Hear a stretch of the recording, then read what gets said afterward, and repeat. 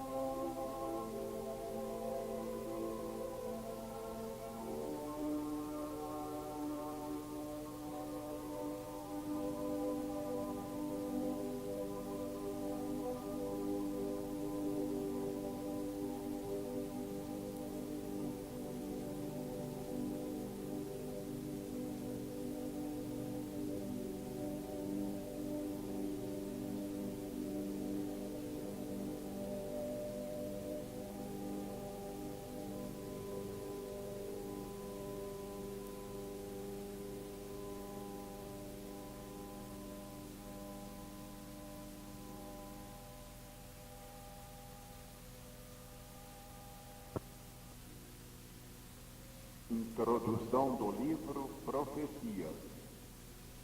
Autor Pietro Ubaldi.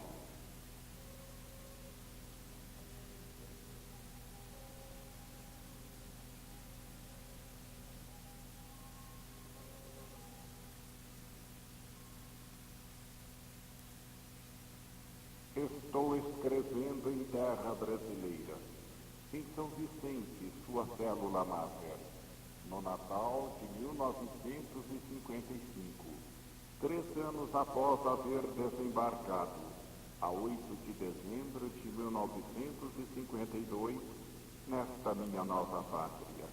E o faço às vésperas do lançamento de uma segunda obra, de 12 volumes, qual a primeira, nova obra que pode ser denominada brasileira, em relação à anterior, que foi a italiana.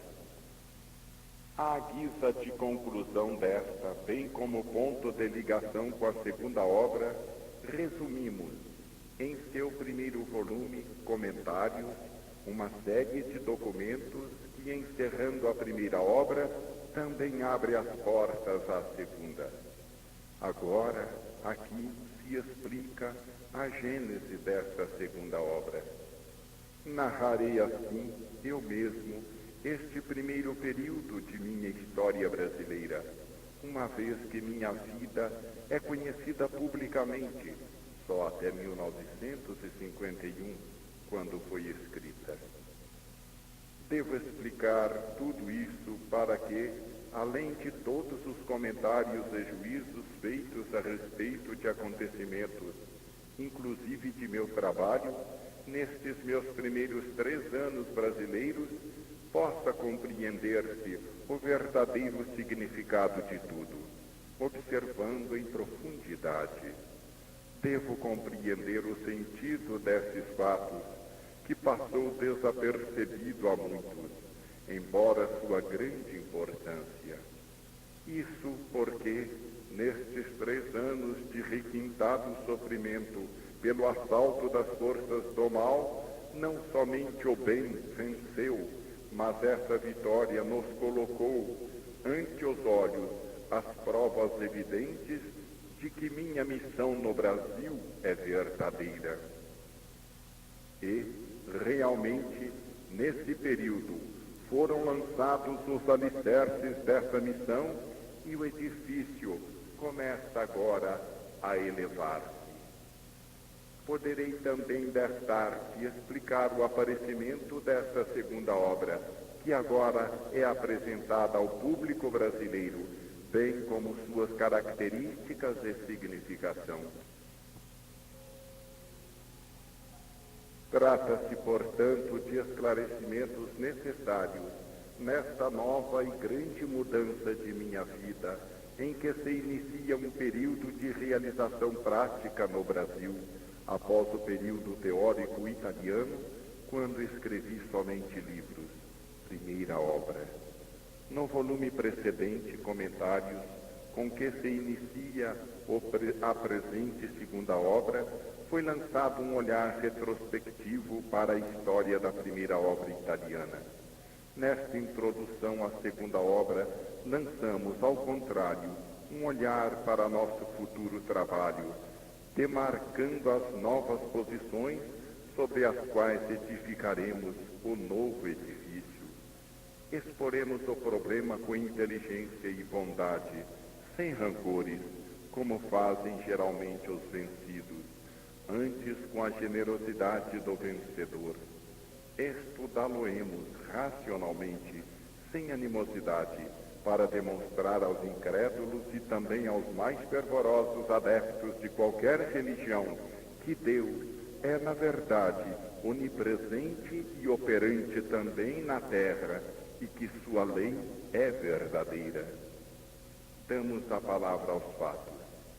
Eles demonstram que o bem é realmente mais forte e sabe vencer todos os obstáculos da maldade.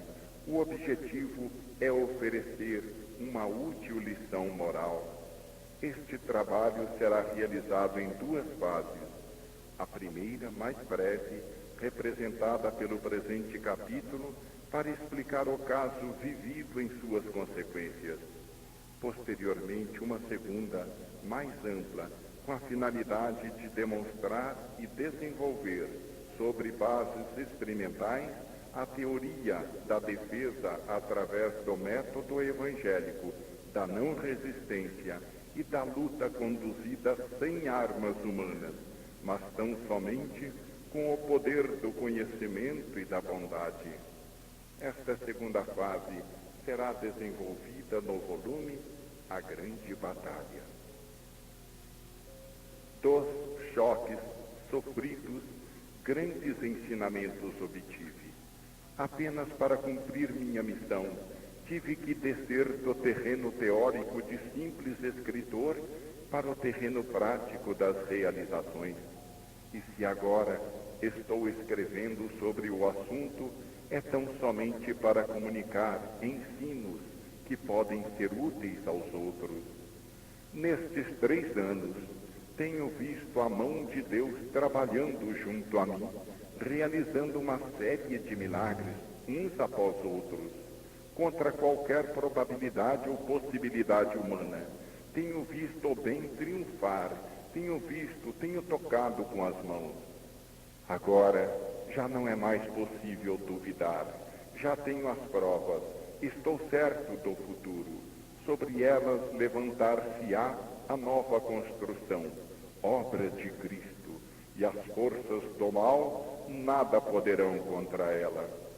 Não se trata de qualquer fé nebulosa ou fantástica, mas de uma férrea crença, porque racional e experimentalmente construída sobre fatos.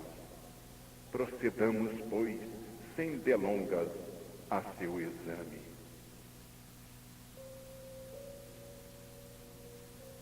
O desenvolvimento lógico das forças de minha vida segue um ritmo, em períodos de 20 anos, que começa aos meus 5 anos, quando ingressei na escola primária. No meu primeiro período de 20 anos, dos 5 aos 25, formei meu corpo físico de adulto e na escola aprendi a mecânica do conhecimento, mas não o conhecimento. Isto é, aprendi a estudar por minha conta. Por fim, formei-me em Direito.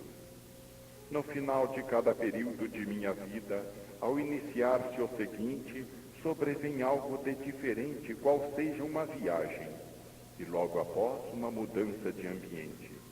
Esse movimento, que pode ser dividido em 3 fases, preenche exatamente o espaço de 3 anos. Nascido em agosto de 1886, ingressei no curso primário em outubro de 1891. Ao término do primeiro período, em junho de 1910, encerrava meu curso jurídico, com apenas 24 anos de idade. No verão de 1911, aos 25 anos, fiz uma viagem aos Estados Unidos da América e em agosto de 1912 casei-me aos 26 anos. Iniciou-se assim o segundo período, que vai dos 25 aos 45 anos. Deixei o lar paterno e tive que defrontar o mundo, iniciando uma vida diversa, de responsabilidade e de luta, mas interiormente de sofrimento e de profunda maturação espiritual.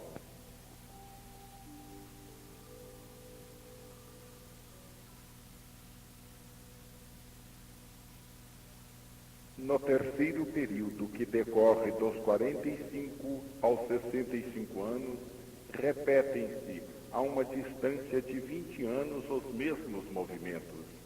Aos meus 45 anos, em 1931, obtive por concurso a cátedra de professor de inglês nos ginásios e liceus do Estado italiano. Em setembro, nos fins do verão de 1931, após o meu 45º aniversário, viajei para a distante Sicília, iniciando o meu primeiro ano de magistério. Um ano depois, em setembro de 1932, aos 46 anos, transferi-me definitivamente para Gubbio, onde permaneci 20 anos.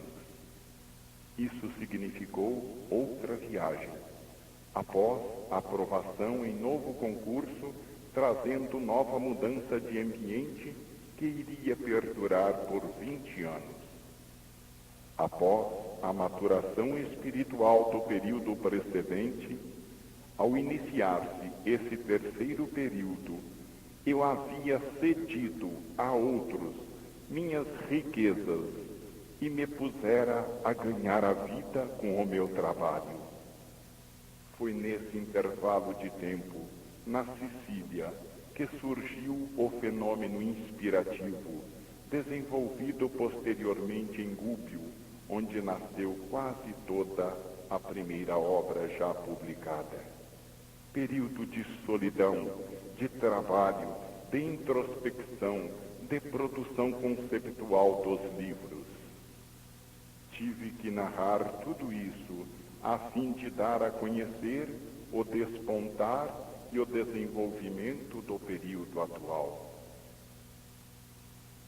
Já se iniciou o 4º e último período de minha vida.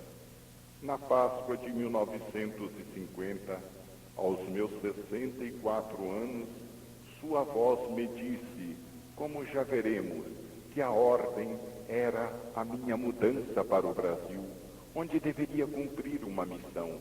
Era um novo trabalho, uma nova transformação, como após novo exame realizado. No verão de 1951, aos 65 anos, surge o motivo da viagem e eu realizo a primeira série de conferências no Brasil. Um ano depois, reaparece o motivo da mudança e em 1952, aos meus 66 anos, fixo residência com minha família no Brasil, em caráter definitivo. Uma tão evidente irregularidade rítmica no desenvolvimento do fenômeno torna quase certa a hipótese de que ele deva continuar a desenvolver-se sob a mesma lei e o mesmo ritmo, igualmente no futuro. Já conhecemos 3 períodos de minha vida, isto é, 3/4 partes do fenômeno. Assim sendo, temos motivos para admitir que o último período, ou o quarto do fenômeno, deverá continuar a desenvolver-se conforme a mesma lei que até agora guiou seu movimento.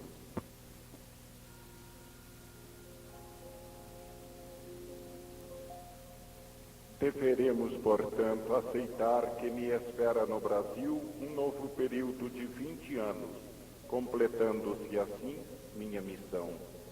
Na verdade, meus hábitos tiveram que sofrer aqui uma radical mudança, e havendo precisamente nessa ocasião terminado meu tempo de serviço no magistério, eu me encontrava livre, podendo afastar-me definitivamente da Itália. Examinando em profundidade minha vida, nela percebi um desenvolvimento lógico de termos sucessivos, que se apoiam um sobre o outro ordenadamente. Qual a conclusão lógica de todo o desenvolvimento, surge este último período de realização prática da missão a completar o edifício. A conclusão é que o atual, 4º e último período de minha vida de divulgação ativa e realização prática deverá durar até os meus 85 anos, após o que será possível a minha desencarnação. Desse modo, o meu trabalho deverá continuar aqui no Brasil até 1971. E mais exatamente, se repetirem os movimentos precedentes aos 84 anos, isto é, em 1970, deverá acontecer, após nova promoção, a transformação, a subida a um novo degrau. Aos meus 85 anos, em 1971, a separação do corpo físico. E aos 86 anos, depois dessa nova grande viagem, nova mudança de ambiente e de trabalho, com minha transferência definitiva para outra forma de vida espiritual. Não sabemos com certeza se isso acontecerá. Certo é, no entanto, que esta é a tendência do fenômeno.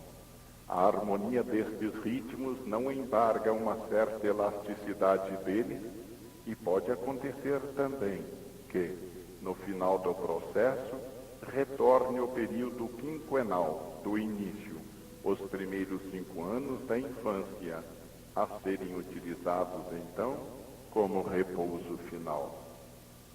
Está enquadrada desse modo, no plano geral de minha vida, a fase do meu trabalho atual. Temos assim 4 períodos de sucessão lógica, um a preparar o outro, culminando neste atual, que é de conclusão, estimulado e sustentado pelos anteriores. Representa tudo isso a razão pela qual nasci neste mundo, o escopo de minha vida, termo lógico do meu atual destino. Temos, por conseguinte, 4 períodos. Primeiro período, formação exterior, física e cultural, dos 5 aos 25 anos, isto é, de 1891 a 1911. Segundo período, maturação interior, espiritual, na dor, dos 25 aos 45 anos, isto é, de 1911 a 1931.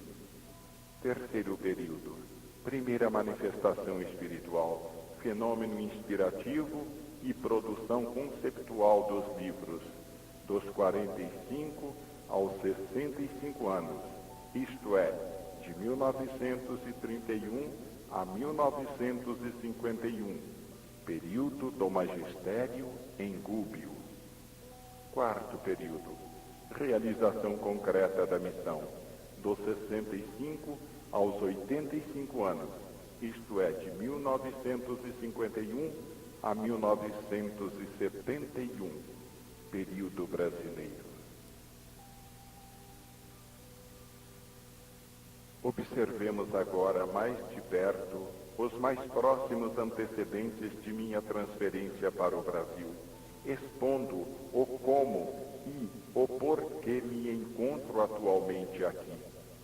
O primeiro aviso de tão grande mudança me foi dado quando isso parecia absolutamente irrealizável, na Páscoa de 1950, ano em que despontava a primeira alvorada do terceiro milênio, cujo sol nascerá em 2000. Foi quando sua voz, na manhã de domingo, na hora em que Cristo ressuscitou, me disse textualmente estas palavras claríssimas e fortes: vai ao Brasil, a hora chegou, esta é a hora em que se cumpre a tua missão. Vai, ou agora, ou nunca mais. Acrescentou logo após, respondendo às minhas dúvidas e fortificando-me: vai, outros continentes te esperam. Não percebes a convergência nessa direção de todas as forças de teu destino? Está escrito: irás e vencerás. Vai, filho meu, pois não podes imobilizar um impulso que se completa após 20 anos. Serás arremessado e não poderás parar enquanto não atingires o alvo. Tudo está preparado e nada te faltará até o fim. Não temas, confia em mim, que te tenho protegido sempre. Quando estiveres cansado e sem forças, abandona-te em mim e eu trabalharei por ti. Não te preocupes por tua família. Também ela será socorrida e resguardada de todo perigo. Não te dei provas até hoje de minha presença ativa e contínua nesse sentido? Porque haveria de abandonar-te agora? Vencerás. Este é o meu aviso, nesta minha Páscoa da Ressurreição de 1950. No volume que bem denominaste Cristo, eu te espero para falar-te. Tu que transpões os tempos com a tua missão, agora começarás a ressurgir e aos poucos continuarás a subir na minha alegria e na vitória de teu encargo. Alegra-te, Pedro, porque agora ressurges na minha ressurreição e as forças do mal não prevalecerão. Vai, anuncia ao mundo a minha nova civilização do Espírito. Esta é a minha determinação de hoje, Páscoa de 1950.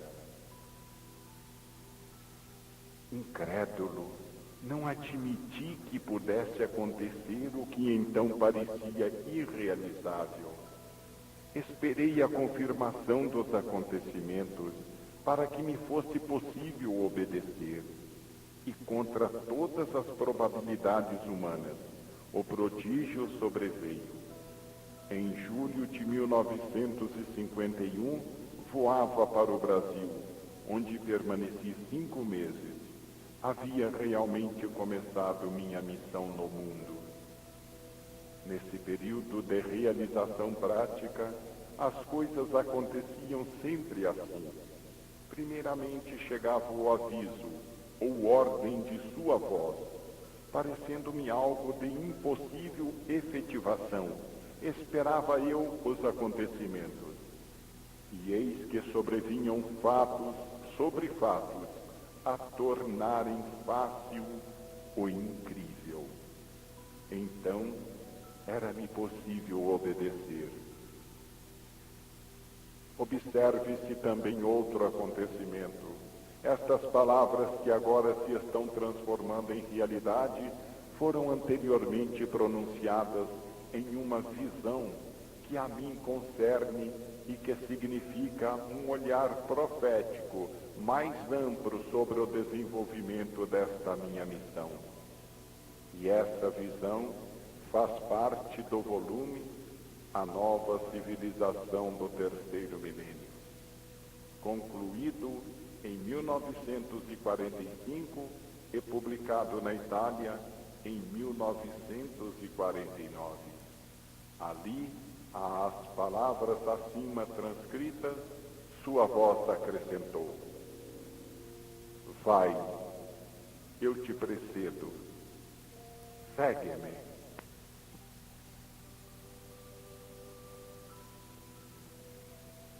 Apresento agora aos céticos esta questão. É possível autossugestionar-se com essas vozes que poderiam ser produto do subconsciente ou de ilusão psíquica? Por isso, eu deveria esperar a confirmação dos fatos.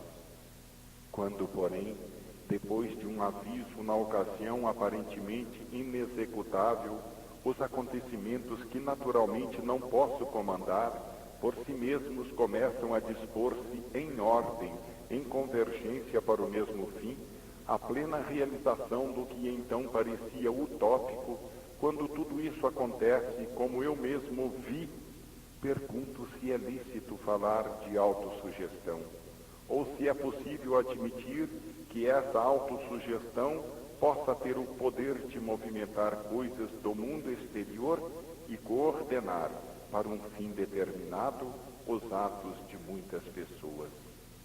Acrescente-se que essas pessoas são muitas, desconhecidas umas das outras, ignorando o objetivo pelo qual trabalham, pessoas independentes de mim, que frequentemente não conheço e sobre as quais não posso nem quero influir. Entretanto, essas pessoas trabalham harmonicamente, coordenadas, na direção de uma única meta, que torna real a ordem que me for anunciada, quando o seu cumprimento a todos parecia impossível. E cada uma dessas pessoas aparece no momento exato e ajustada ao particular trabalho que deve executar. Aparece inesperadamente, não por mim procurada, faz o que deve fazer e depois desaparece para sempre. A inteligência que tudo dirige para um alvo que me fora pré-anunciado de mim independentemente não está nessas pessoas, porquanto cada uma delas leva a efeito seu pequeno serviço, ignorando o plano geral em que todas, todavia, tomam parte. A presença de tal inteligência não pode ser negada, pois tenho presenciado os fatos que seriam inexplicáveis sem ela. E não somente eu, mas muitos céticos também os viram e não puderam negar.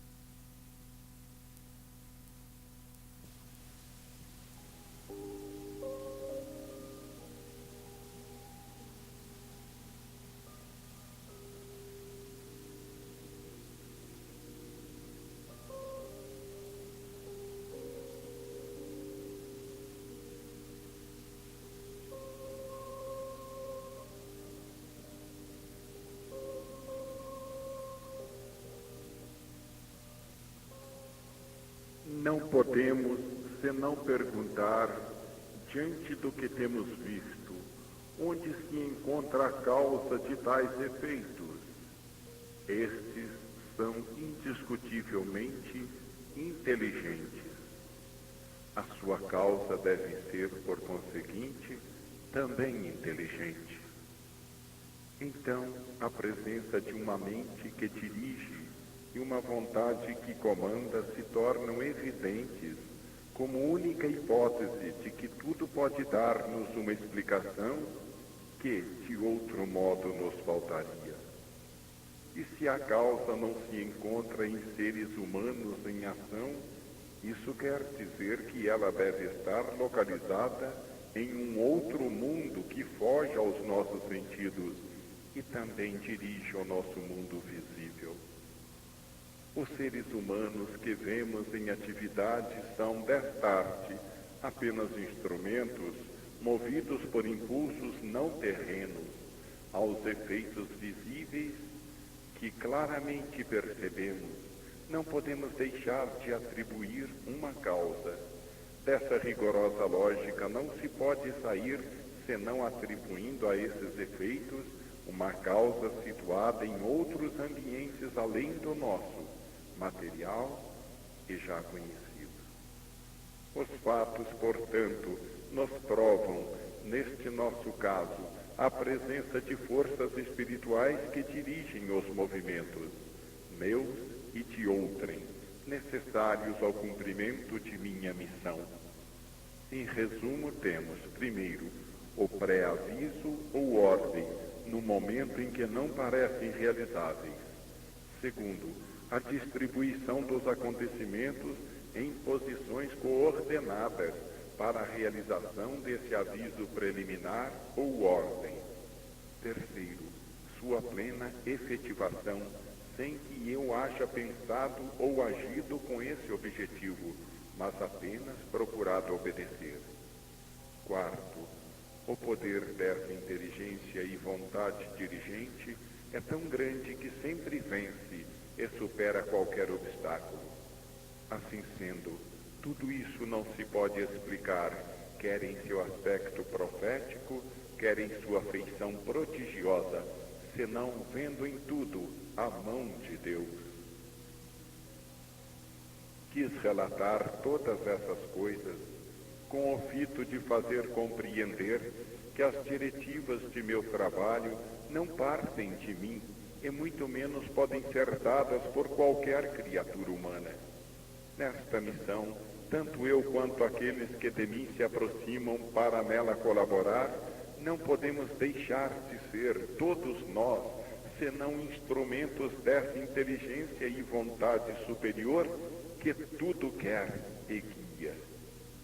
Desse modo, se entende claramente como os elementos estranhos que se aproximam desta obra apenas para sujeitá-la a seus fins particulares são imediata e facilmente afastados do campo de trabalho por aquele mesmo poder dirigente. Deus os chama. Se são honestos e obedientes, permanecem. De outra forma, alguns são tão somente utilizados para a obra, ao mesmo tempo que seguem suas miragens pessoais, que as forças superiores permitem apareçam ante seus olhos. Não há outro meio de fazê-los agir, pois, sem uma finalidade egoísta, nada fariam. Assim, esses últimos acabam realizando um labor útil para a missão, mas completamente diferente daquele que desejariam e acreditariam poder realizar para a vantagem pessoal. Executam dessa maneira um trabalho de que nada entendem. Ao terminá-lo, são naturalmente afastados, porquanto, objetivando tão só fins egoístas, se transformam em obstáculos. E por isso, são eliminados, a fim de que somente o bem seja vencedor, como é lei nas obras de Deus. Aí também se vê a aplicação do princípio geral que determina: as forças malignas acabam por trabalhar em favor das forças do bem. Expusemos tudo isso para que melhor se possam compreender os acontecimentos que agora vamos narrar.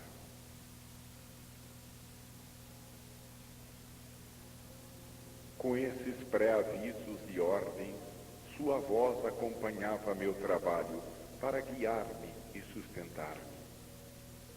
Um outro contato importante aconteceu em 1951, aqui no Brasil. Na noite de 6 de agosto desse ano, momentos antes de encaminhar-me para o Teatro Municipal de São Paulo, a fim de realizar uma conferência, recolhi-me no silêncio do meu quarto.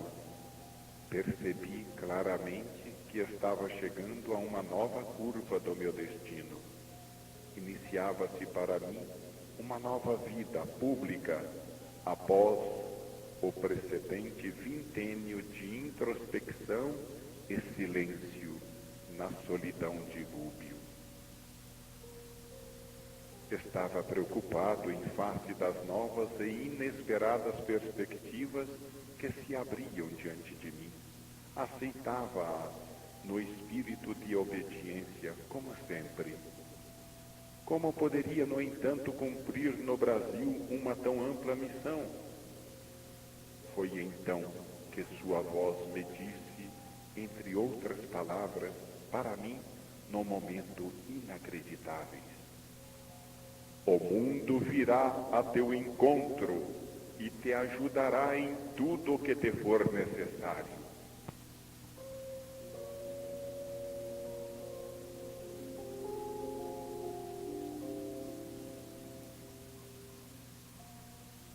Era a promessa da ajuda material indispensável ao cumprimento da missão.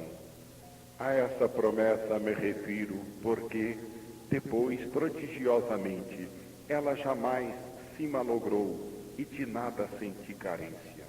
Nunca. Por ela se explicam os fatos que agora são expostos.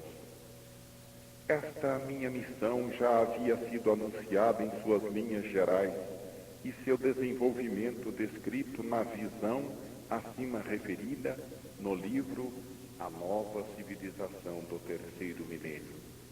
Agora, porém, tudo se concretiza. Não mais somente ideias gerais, mas um desencadear de acontecimentos. E tudo era anunciado de modo objetivo e pormenorizado, pois era chegada a hora de enfrentar a realização prática.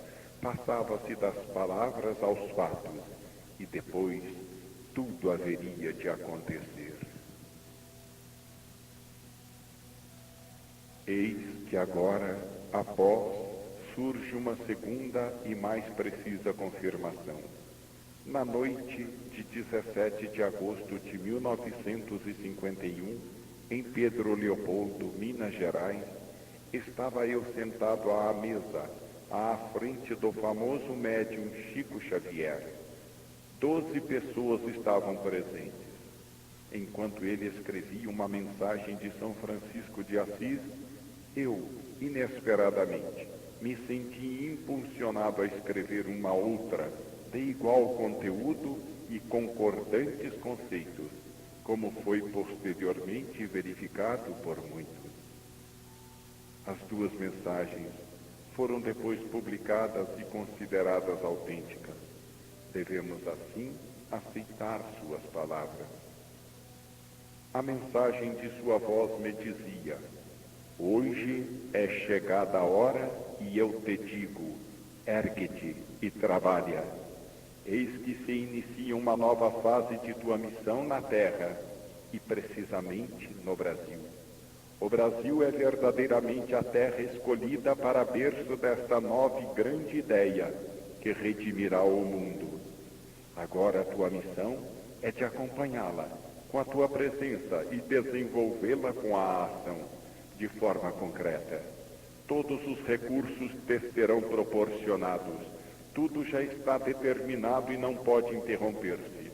As forças do bem são mais poderosas e têm de vencer. Pedro, confio-te esta nova terra, o Brasil, a terra que deves cultivar.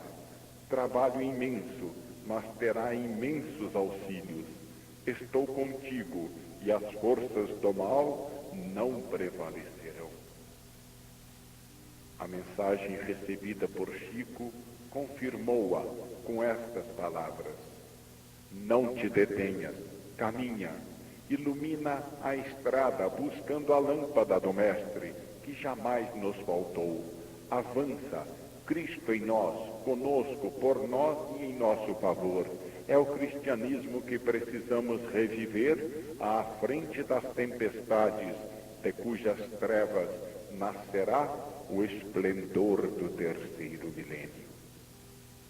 Para quem crê nas mensagens mediúnicas, tudo isso deverá verificar-se.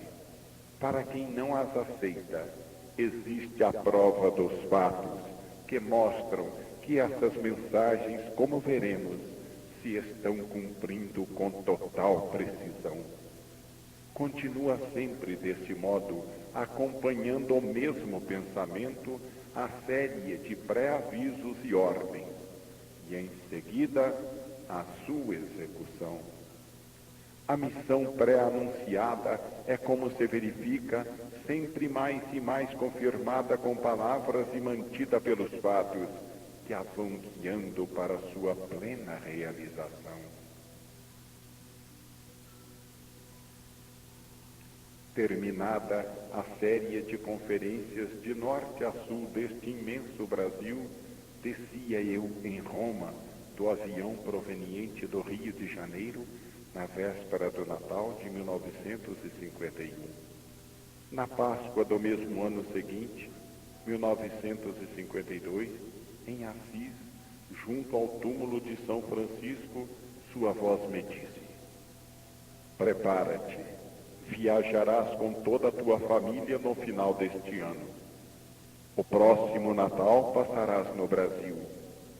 É como se tudo já tivesse acontecido. Pronto a obedecer, como sempre, esperei que os acontecimentos tornassem possível o que então parecia irrealizável. Não é fácil para alguém, quase septuagenário, transferir-se com a família, esposa, filha e 2 crianças, para um outro hemisfério e, além disso, sem recursos. Só por um prodígio poderia isso acontecer. A verdade, porém, é que o prodígio aconteceu. Aqueles que depois aqui no Brasil me reprovaram por haver cometido essa imprudência, quase loucura, como disseram, de transferir-me com toda a família para aqui, não conhecem o poder irresistível das ordens espirituais, nem a impossibilidade de desobedecer a essas forças do alto, às quais aceitei ligar-me incondicionalmente. Em 1952, ano de exaustiva preparação para a viagem, pude observar uma série contínua de prodígios. Pessoas céticas também os testemunharam e tiveram de reconhecê-los como tais.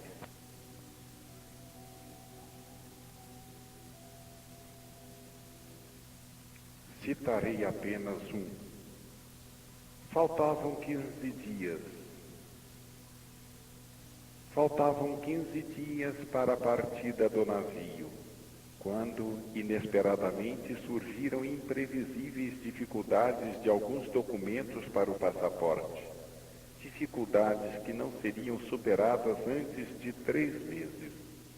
Circulava, desesperançado, de uma repartição para outra, quando minha filha me disse que aquele era um momento apropriado para que acontecesse um milagre. Senão, teríamos que adiar a viagem e ninguém saberia para quando. Isso porque enormes dificuldades haveriam de surgir com o adiamento, e só se poderia realizá-la em pleno inverno, enfrentando frio e neve. E o milagre aconteceu. Aparentemente, por acaso, encontrei naquelas repartições um ex-aluno, advogado, que era justamente o secretário da pessoa de quem dependia o caso. E tudo facilmente se conseguiu e resolveu em apenas 3 dias. Assim sendo, viajei na ocasião programada, saindo de Gênova em fins de novembro. Por ocasião do embarque, a voz me disse: eu mesmo guiarei o navio. Será uma travessia esplêndida, calmíssima, sem tempestades. Isso te provará a minha presença, que luzirá na proa. Serei o timoneiro de tua nave. E assim realmente sucedeu. O pessoal de bordo confessou que raramente havia visto uma travessia tão tranquila. Durante a viagem, a proa muitas vezes estava na direção sul. Avançava majestosa através do Atlântico imenso.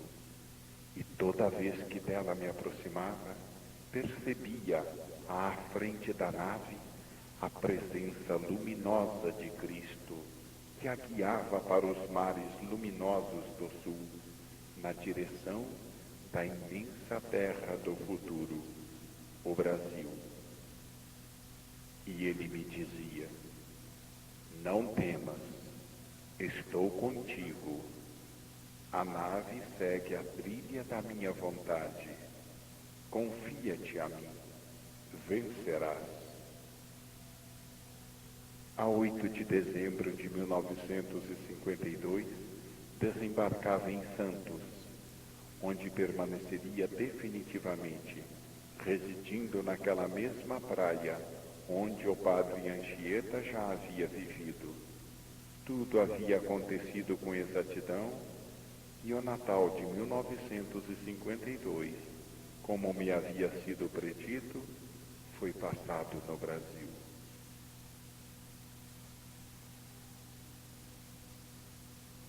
Nesse momento começa a minha história brasileira, que já completou seu 3º ano.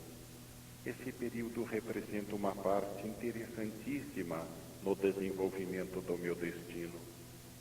Assinala meu ingresso na vida pública depois de 20 anos de preparação nos solitários silêncios de Gúbio. Havia realizado até então um trabalho de maturação interior e de pensamento.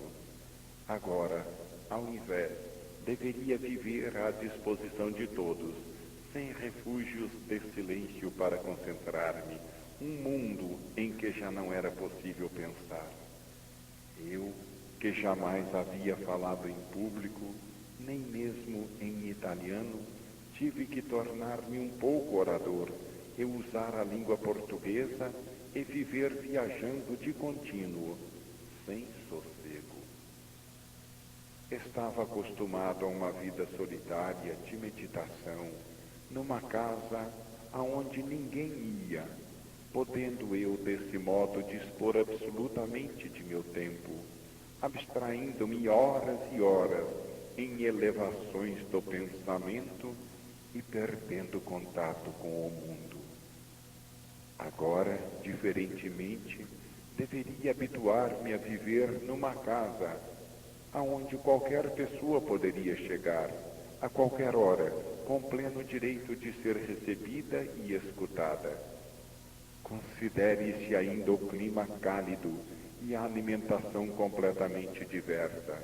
Urgia também o trabalho indispensável de dominar o novo idioma, sem o que não seria possível o necessário relacionamento, o compreender e ser compreendido.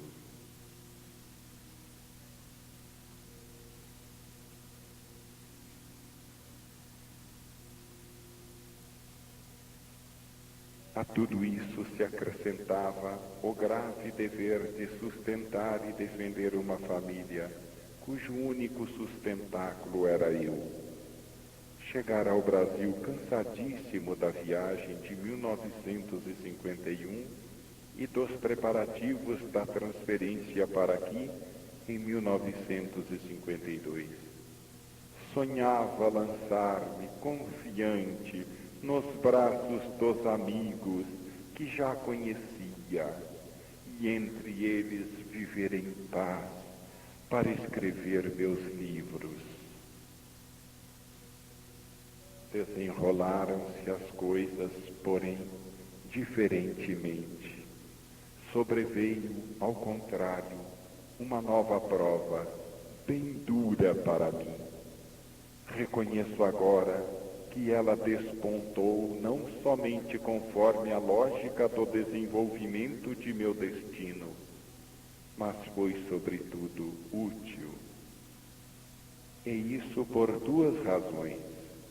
Primeira, para amadurecer ainda mais minha personalidade, coisa necessária à minha renovação em um ambiente novo, com vistas ao empreendimento de um trabalho diverso. Segunda, para lançar as bases de minha missão com um exemplo vivido a todo manifesto, em que várias pessoas haviam tomado parte, um exemplo que não deixasse dúvidas sobre a natureza da obra. É este o lado mais importante do problema, por encerrar um grande conteúdo moral. É para mostrar isso, é para patentear o íntimo valor dos acontecimentos espiritualmente considerados, é para realizar uma obra de bem que estou escrevendo estas coisas.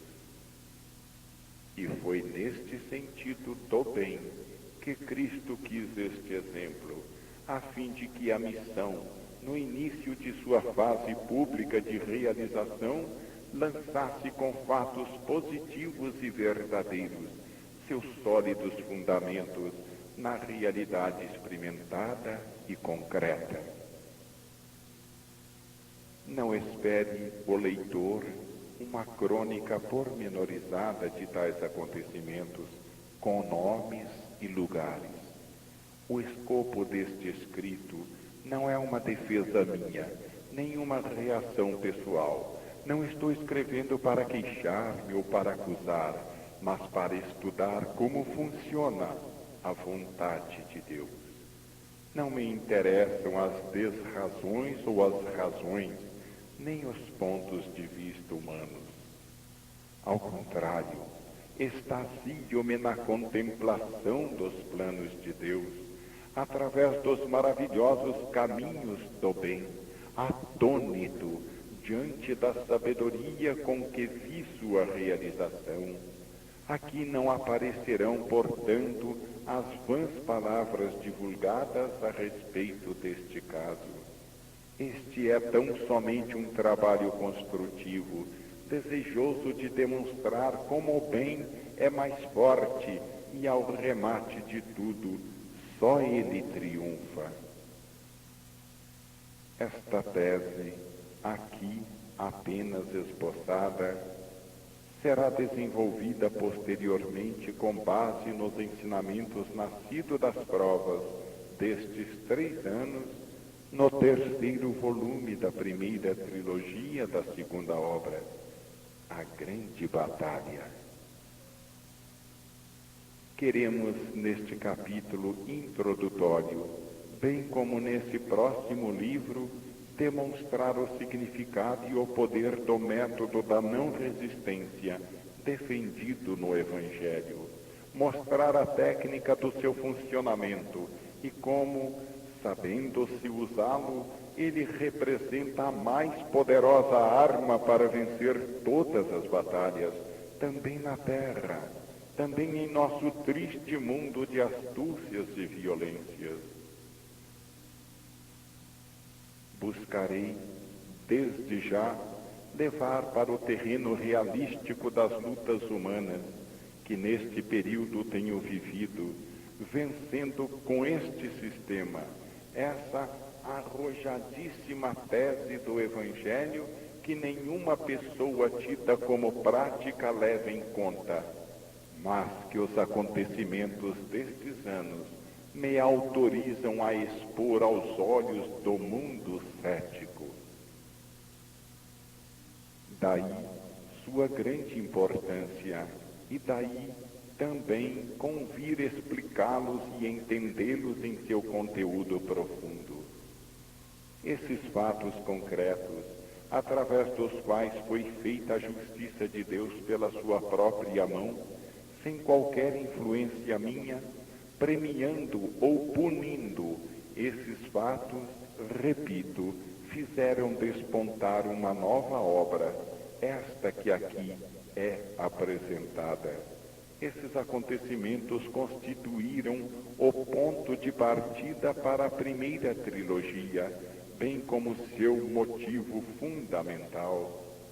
E ainda com graves choques, recompuseram minha personalidade e deram um novo endereço ao meu pensamento, naturalmente indispensável para escrever uma nova obra.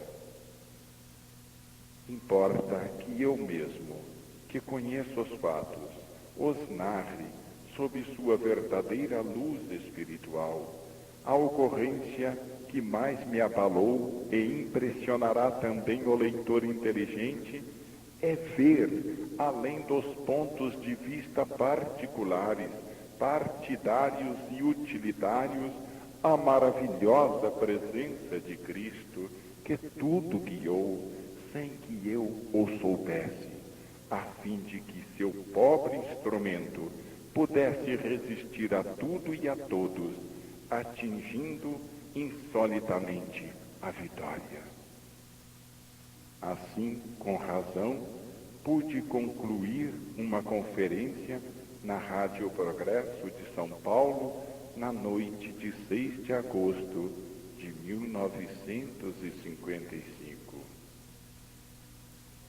Cristo esteve sempre presente e atuante junto a mim nesta luta e me salvou. Tenho provas positivas de que assim sucedeu e que isso é real. Esses prodígios são para mim um testemunho seguro de que minha missão é verdadeira e vem da parte de Deus, pois de outro modo não seria assim ajudado. Milagres como estes não acontecem todo dia e não podem ser realizados pelos homens.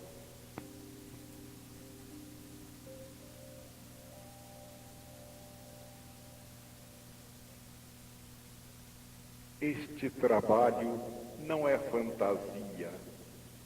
Minha crença é férrea, porque está concretizada em fatos. As teorias podem ser discutidas, mas todos compreendem os fatos. Estava no plano de Deus, além dos livros, um exemplo sólido de manifestação das forças espirituais também no plano do mundo prático. Um exemplo através do qual Cristo dá provas de sua presença e poder, permitindo a um instrumento seu, pobre, desprovido de quaisquer recursos humanos, vencer todos os obstáculos suscitados por seres poderosos e organizados, para confirmar que a missão é legítima e que nenhum homem tem o poder de sustar o que é da vontade de Deus.